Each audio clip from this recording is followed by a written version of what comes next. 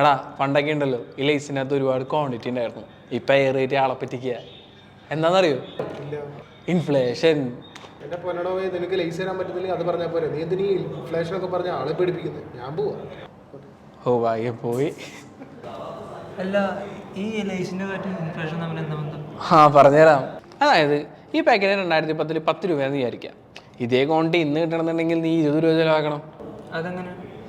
അതായത് അന്നത്തെ cost of production അല്ലേ ഇന്ന് കോസ്റ്റ് ഓഫ് പ്രൊഡക്ഷൻ കുറച്ച് കൂടുതലാണ്.